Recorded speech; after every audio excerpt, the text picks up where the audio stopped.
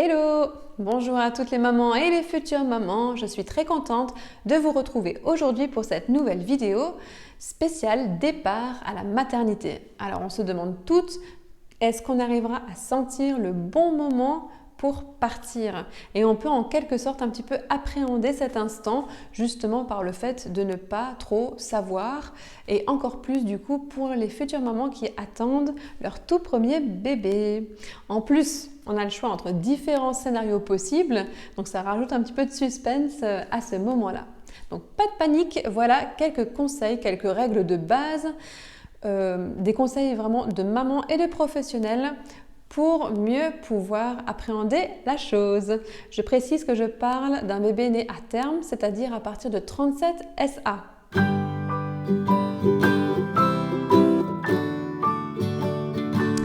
Premier scénario possible, la fameuse perte des os. Alors il faut savoir que la perte des os n'est pas aussi courante qu'on peut le croire. Il s'agit seulement de 10 à 20% des femmes qui perdent des os. Et oui, donc c'est vrai que les films en général nous ont souvent habitués à ce type de début de travail, la perte des os, hop après direction la maternité et hop ça y est bébé est arrivé. Mais en réalité c'est le scénario du coup le moins courant. Et oui, personnellement, moi, pour mes 2 premières grossesses, j'ai perdu les os, alors que pour la 3e, c'était vraiment des contractions rapprochées. Donc, comme quoi encore, chaque grossesse est différente et vraiment chaque accouchement est différent aussi. Mais c'est vrai que je m'étais quand même préparée à perdre les os.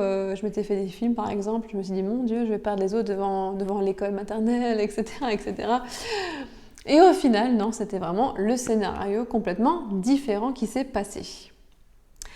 Donc il peut y avoir une perte des os franche. Donc là, on ne peut vraiment pas se louper, on le sent, c'est vraiment du liquide qui s'écoule en continu, on ne peut pas l'arrêter. C'est assez perturbant d'ailleurs, c'est assez bizarre comme sensation. Moi, ça m'avait carrément réveillée en plein milieu de la nuit, il était 4h du matin pour mon premier, je me souviens. Donc, soyez rassurés, si vous dormez, vous ne risquez pas de rater cet événement, c'est sûr. Première réaction, vérifiez que c'est bien de l'eau, indolore et inodore. Deuxième réaction, notez l'heure, parce que c'est souvent la première question qu'on va vous demander quand vous allez arriver à la maternité. Troisième réaction, prévenir quand même chérie, ça serait pas mal. Fermez la valise de la maternité parce que là c'est parti, vous ne rentrerez plus jusqu'à ce que vous allez rentrer avec votre bébé. Ça y est, c'est the moment, c'est maintenant. Donc c'est vraiment le scénario le plus simple, sans prise de tête. On vous demande d'aller à la maternité, pourquoi ? Parce que bébé n'est plus du coup dans sa poche stérile, vu qu'elle est fissurée. Donc il y a des chances, des risques aussi infimes soient-ils, qu'il puisse y avoir du coup une infection. Donc je dirais surtout pour les mamans qui sont porteuses du streptocoque B, ne tardez pas trop, allez-y. Encore une fois, c'est pas forcément comme dans les films, ça ne veut pas dire que vous allez accoucher tout de suite dans la foulée, une fois arrivé là-bas, ou alors une fois avoir perdu les os, non. Perdre les os ne signifie pas forcément un début de travail, ça peut prendre quelques heures, 12 heures, 24 heures, etc. C'est vraiment la nature en fait qui va décider. Alors contrairement à la rupture franche des os, il peut aussi y avoir une fissuration de la poche des os. Donc c'est vraiment par filet en général. Comment est-ce qu'on peut reconnaître ça ? J'avoue que c'est pas facile en étant enceinte au 3e trimestre, etc. Plus on approche de la fin, il peut y avoir des petites fuites urinaires, il peut y avoir des glaires cervicales qui peuvent un petit peu vous porter à confusion, mais là encore, vous verrez bien qu'il n'y a pas d'odeur, pas de couleur, c'est vraiment du liquide, c'est vraiment de l'eau transparent quoi. Donc voilà, donc normalement ça ne peut pas, vous ne pouvez pas vous tromper. C'est du liquide qui coule du coup par filet, donc presque en continu. Il va falloir du coup vous changer quand même assez régulièrement, on ne peut pas se louper, clairement. Donc dans les 2 cas, on prend sa valise de maternité, on la complète, des choses sympas pour patienter surtout, des petits gâteaux réconfort, des magazines People, des livres, le téléphone, le chargeur, n'oubliez pas le dossier médical, que vous avez préparé et qui contient du coup toutes les informations concernant votre grossesse, prise de sang, examen, échographie, etc., etc. Je vous conseille de prendre une douche avant de partir et de vous laver les cheveux parce que vous ne savez pas quand est-ce que vous aurez l'occasion de le refaire. Donc voilà, c'est mon petit conseil féminin. Et après, ça y est, c'est parti. Direction la maternité. Petit bonus, on vous déconseille de prendre un bain à la maison quand on perd les os. Pourquoi? Toujours pour ce même risque d'infection en fait, toujours aussi minime soit-il. Donc juste avant de basculer dans l'autre scénario, je précise que voilà, vous pouvez très bien être en travail sans avoir rompu la poche des os. Donc il ne faut pas attendre de perdre les os avant de partir à la maternité, forcément, et inversement. On n'est pas forcément mis en travail tout de suite après avoir perdu les os. Le travail peut se mettre en route, comme je disais tout à l'heure, quelques heures, 12 heures, 24 heures, des fois même 48 heures. Donc je crois que c'est vraiment le max. Donc patience. Patience, mes chers amis, patience. Deuxième scénario en général, et c'est le plus répandu, les fameuses contractions rapprochées. C'est là qu'on se demande, mais quand est-ce qu'il faut partir? Il faut partir quand vous ressentez des contractions régulières, intenses, c'est-à-dire toutes les 5 à 10 minutes qui durent en moyenne 60 secondes. Donc vous pouvez noter, si vous voulez, ça c'est même conseillé, l'heure des contractions pour voir un petit peu leur fréquence sur un bout de papier. Après vous pouvez vous amuser aussi, il y a aussi des applications spéciales iPhone ou Android, etc. Ça peut être sympa à tester. On conseille pour un premier bébé d'attendre 2 heures de contraction, comme celle-ci, qui ne partent pas ou ne diminuent pas avec par exemple un Doliprane ou un Spasfon ou encore un bain chaud. Bien sûr, pour un deuxième bébé ou plus, on conseille d'attendre juste 1 heure seulement. Et si vous avez déjà expérimenté un accouchement rapide, dans ce cas-là, dès que vous vous sentez avoir mis en travail, allez-y. C'est pas la peine d'attendre à la maison. Donc il y a toute une période en fait à faire à la maison chez vous où vous allez évaluer si c'est vraiment le bon moment ou pas. Donc en général, c'est le moment d'y aller si le Doliprane et le Spasfon et le bain ne servent à rien.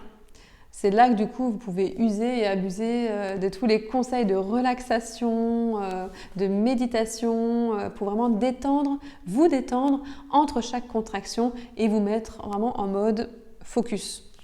Donc là, vous pouvez faire comme dans les fameux films, bain, bougie, concentrer sur votre respiration, etc. Vous asseoir sur le ballon de grossesse aussi. Et pendant cette phase de latence, on peut aussi perdre le bouchon muqueux. Donc s'il n'a pas encore été perdu, bien sûr, on peut le perdre en totalité, en partie, quelques heures, quelques jours, voire même quelques semaines avant l'accouchement. Ça ne veut pas dire forcément qu'on va forcément accoucher le jour même.